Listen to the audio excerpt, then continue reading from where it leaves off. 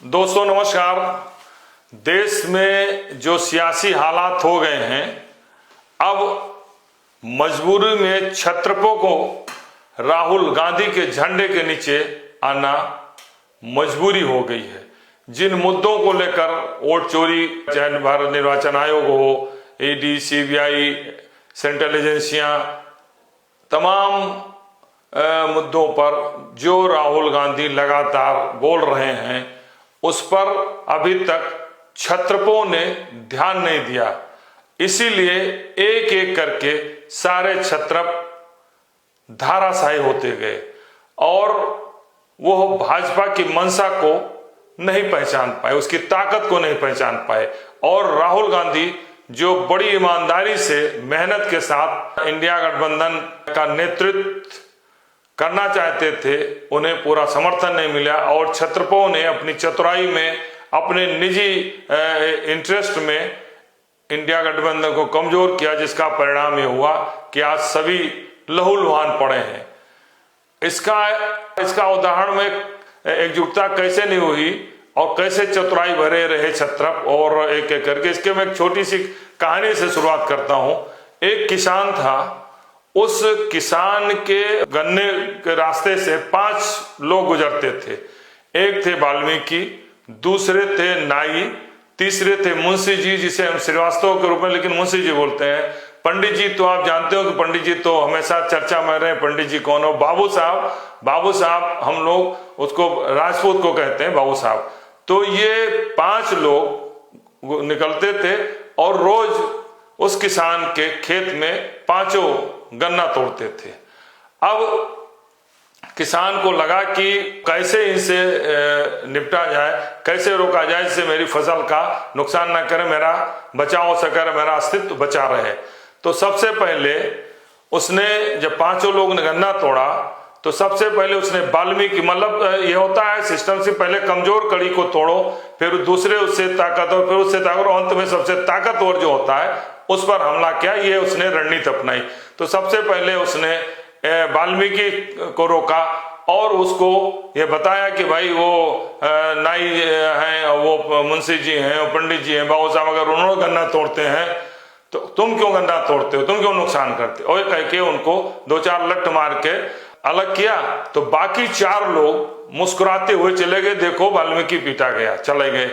फिर दूसरे दिन जब ये लोग आए तो उसने फिर कहा कि भाई वो चलो, वो मुंशी जी हैं, वो पंडित जी हैं, बाबू साहब हैं, तुम नाई हो, तुम क्यों गन्ना तोड़ते हो, नुकसान कर रहे हो? फिर नाई को पीट दिया, नाई भी गिर गए। तो मतलब अब तीसरे दिन फिर 3 लोग आए, फिर गन्ना तोड़ा उन्होंने। फिर उसमें हुआ कि मुंशी जी को पीटा और मुंशी जी से कहा कि भाई वो पंडित जी हैं, बाबू साहब हैं, तुम क्यों तोड़ रहे हो, लाला होके, मुंशी होके तोड़ रहे हो?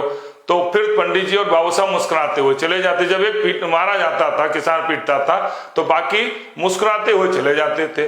अब चौथे दिन जब मुंशी जी पीट गए तो बाकी बचे पंडित जी और बाबू साहब।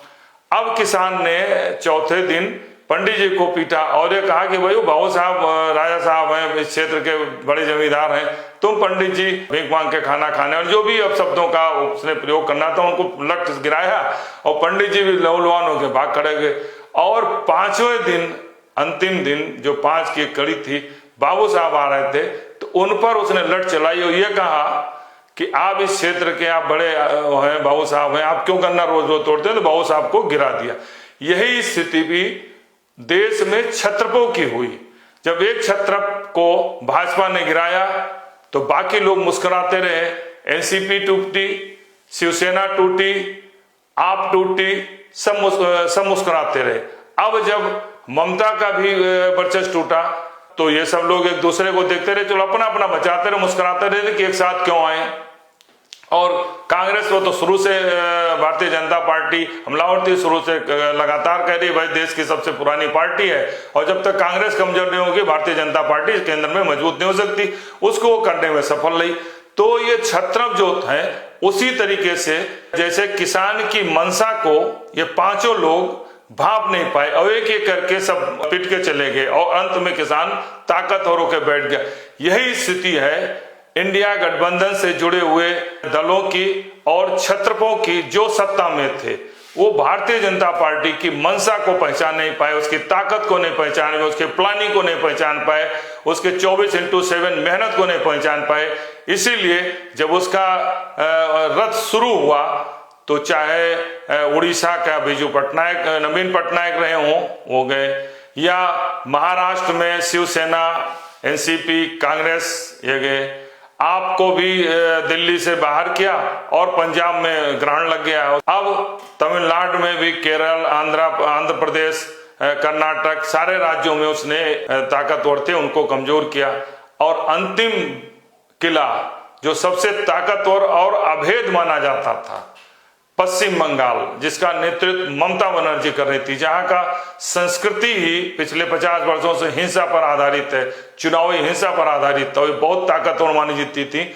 उनको लगता था कि 30% हमारे माइनॉरिटी और 15 से 20-25 अगर हमको सामान्य हिंदू वर्क आउट मिलता रहा तो 45-50 पर हम लगातार सत्ता में बने रहेंगे। उन्होंने ही इंडिया गठबंधन को काफी कमजोर किया और बीजेपी की मंशा को नहीं पहुंचान पाई, एकजुटता में बाधक बनी। और चाहे बिहार में नीतीश कुमार जी रहे हों, जिस तरीके से उनका पराभव हुआ 20 वर्षों में सत्ता में रहने के बाद, अब नीतीश कुमार एक तरीके से सियासत के पर्दे से बाहर हो चुके हैं, चर्चा से ही बाहर हो चुके हैं। तो जिसको भी कह सकते हैं कि सारे क्षत्रप भारतीय जनता पार्टी की ताकत, उनकी प्लानिंग, उनकी मंशा को उसी तरीके से नहीं पहचान पाए जैसे किसान की मंशा को वाल्मीकि, नाई, मुंशी जी, पंडित जी और बाबू साहब नहीं पहचान पाए थे, और पांचों को एक एक करके उसने धाराशायी करते। वही स्थिति अब भारतीय जनता पार्टी की हो गई है। सारे क्षत्रप लहूलुहान हैं, इधर उधर गिर चुके हैं, कोई यहां गिरा, कोई यहां गिरा, वहां गिरा।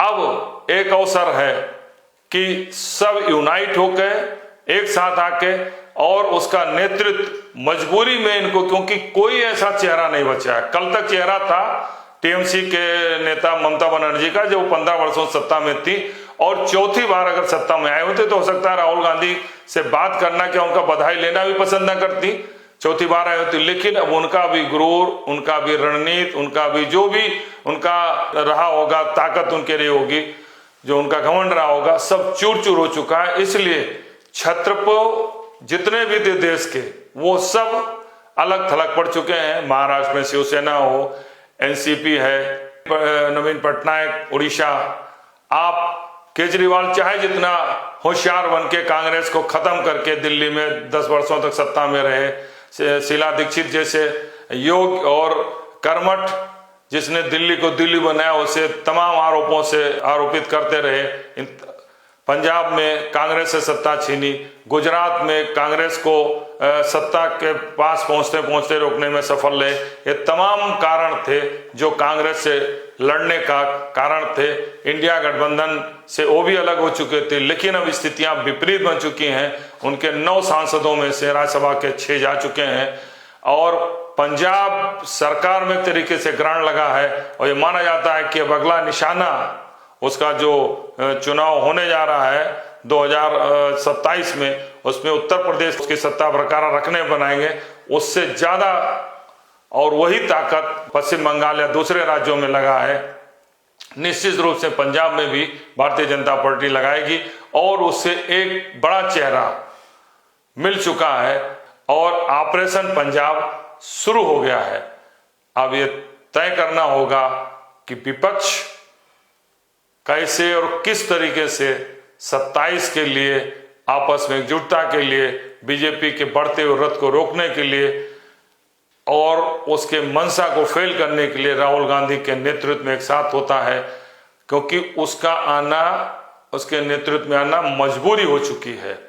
और अगर एक साथ आते हैं तो निश्चित मानिए कि एक ताकत के रूप में विपक्ष उभरेगा, और 27 में बीजेपी को चुनौती देने की स्थिति में आ सकता है। बीजेपी को जब एक साथ सारे लोग ईमानदारी से एक साथ जुटेंगे तो इनकी भी, विपक्ष की भी एक बड़ी ताकत है।